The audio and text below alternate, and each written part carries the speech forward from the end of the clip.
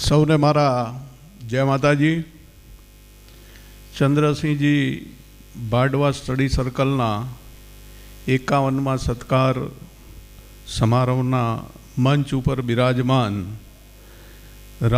શ્રી જયકુમારસિંહજી રાવલજી, માન્ય કેબિનેટ મંત્રી મહારાષ્ટ્ર, ખીમસરાના કુંવરરાણી અને રાજકોટના કુંવારી સાહેબા મૃગેશા કુંવારીજી, રાજકોટના નામદાર ઠાકોર સાહેબ માનદાતાસિંહ તથા મહારાણી સાહેબા, અમારા વિધાનસભાના પરમ વડીલ સાથી પ્રદ્યુમનસિંહજી, અન્ય મંચસ્થ મહાનુભાવો અને ખૂબ મોટી સંખ્યામાં સૌ ક્ષત્રિય સમાજના ભાઈઓ, વડીલો, બહેનો, યુવાનો ને ફરીથી મારા હૃદયથી પ્રણામ સાથે જય માતાજી.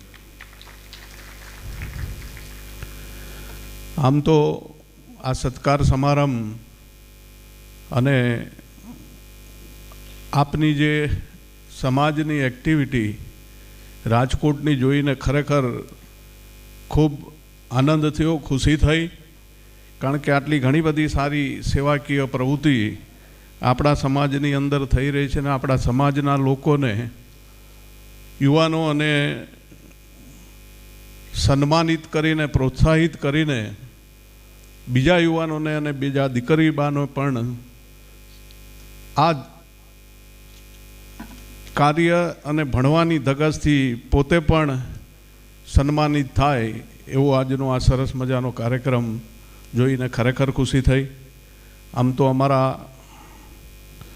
વિશેષ તો આપણા સમાજની જે હિંમત અને આપણા સમાજની પાસે જે કાર્યશક્તિ કરવાની શક્તિ છે એ ખરેખર હમણે જ આપણા ભાઈ વાઘેલાએ કીધું એમ કે આપણા રોજગારી પ્રત્યેનો જે દાખલો આપ્યો અને સામેથી કોઈ કંપનીઓ એવી કહેતી હોય કે ભાઈ અમને પણ તમારા સમાજના દીકરા દીકરીઓ જેવું કામ કોઈ નથી કરતું, એ ખરેખર આપણા માટે બહુ ગૌરવની વાત છે.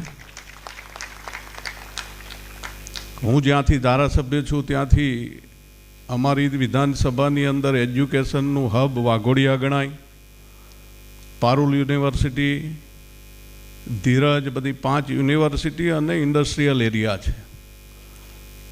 એટલે ત્યાં પણ અમે ક્ષત્રિય સમાજની ઘણી બધી એક્ટિવિટી થતી હોય છે ને સમાજ સાથે જોડાઈને ઘણા દીકરા દીકરીઓને રોજગારીની તક અમારી વિધાનસભામાં આપણા સમાજના દીકરા દીકરીઓને પણ અપાવતા હોય છે. પણ રાજકોટની અંદર આ એક આનંદ સાથે મને કહેવાનું મન થાય છે કે ભાઈ અમારી, જેમ આપણા પ્રદ્યુમનસિંહજીએ હમણાં કીધું કે સમાજે કોઈથી ગભરાવાની જરૂર નથી. આપણો સમાજ તો આમે કોઈથી ગભરાય એવો છે જ નહીં. કારણ કે આપણા સમાજથી લોકો ગભરાય છે, એને નજીક લાવવાની જરૂર છે. સમાજમાં અમારી જ્યાં ક્યાંય જરૂર પડે, કારણ કે ક્યાંય ને ક્યાંય અમે આ જગ્યા ઉપર પહોંચવામાં આપ સૌના સીધા કે પરોક્ષ રીતે અમને આશીર્વાદ રહ્યા છે. આજે જે જગ્યાએ અમે લોકો ધારાસભ્ય તરીકે બેઠા છીએ તો એની અંદર સમાજનો સિંહ ફાળો છે. સમાજ, મને ખ્યાલ છે મારી વિધાનસભામાં હું અપક્ષ તરીકે ચૂંટણી પહેલી વાર 17માં લડ્યો ત્યારે 5000 મતથી હારો, અને 22માં જ્યારે હું લડ્યો ત્યારે અપક્ષમાં 18000 મતની લીડથી મને સમાજે જ જીતાડ્યો છે. હું એનું આપને ઉદાહરણ આપું કે જ્યારે હું ચૂંટણી લડતો તો સમાજના વ્યક્તિને હું કોઈને મળ્યો નથી, કોઈ વ્યક્તિ મને પરિચિત છે નથી. એવા આખા ગુજરાતની અંદરથી ગામે ગામથી જેટલા પણ લોકો મારી વિધાનસભામાં એમના ઓળખીતા હતા, એના ટેલિફોન કે આ વખતે તમારે ધર્મેન્દ્રસિંહને મદદ કરવાની છે, એ અમારા સમાજના છે.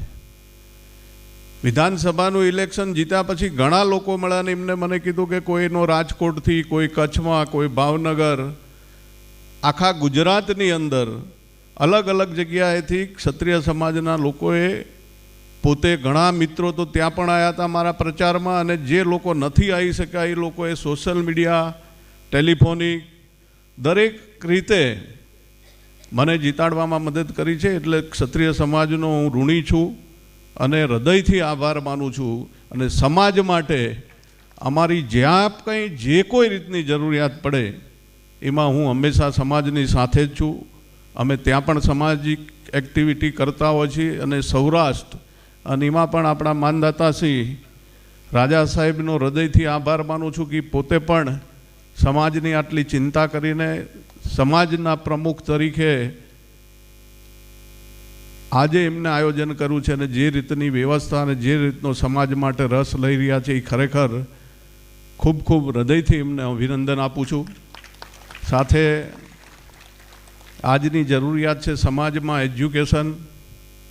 જેમ પ્રદ્યુમનસિંહે કીધું એમ કે હવે તો આપણે રક્ષા કરવાની જવાબદારી આપણી તો રહી જ નથી. રક્ષાની જવાબદારી સરકારની છે. પહેલાં આપણી હતી એટલે આપણે તલવારો બંદૂકો લઈને રક્ષા કરતા અને પોષણ પણ કરતા હતા. હવે આપણી જવાબદારી નથી એટલે હવે આપણે તો પેનની સાથે સાથે એક આપણી સંસ્કૃતિ ભૂલાઈ ના જાય કે હું ક્ષત્રિય છું અને મારે શું કરવું જોઈએ. જે આપણા લોહીના ગુણ છે એ લોહીના ગુણ અને સંસ્કૃતિ આપણી જાળવવાની મોટી જરૂરિયાત છે. કારણ કે આજે જે રીતે સોશિયલ મીડિયા અને જે રીતે સમાજ આગળ જઈ રહ્યો છે, દરેક સમાજના અનેક બનાવો અનેક અનુભવો પછી આપણો ક્ષત્રિય સમાજની ઓળખ જે ઓળખ અલગ આખા દરેક સમાજમાં, આપણે કોઈ સમાજની ટીકા નથી કરતા, પણ કોઈ પણ જગ્યાએ ક્ષત્રિય સમાજનો એક દીકરો ઊભો હોય અને સામે 100 જણા ઊભા હોય તો એ દીકરાની પર્સનાલિટી જોઈને જ ખબર પડે કે ભાઈ આ ક્ષત્રિય છે.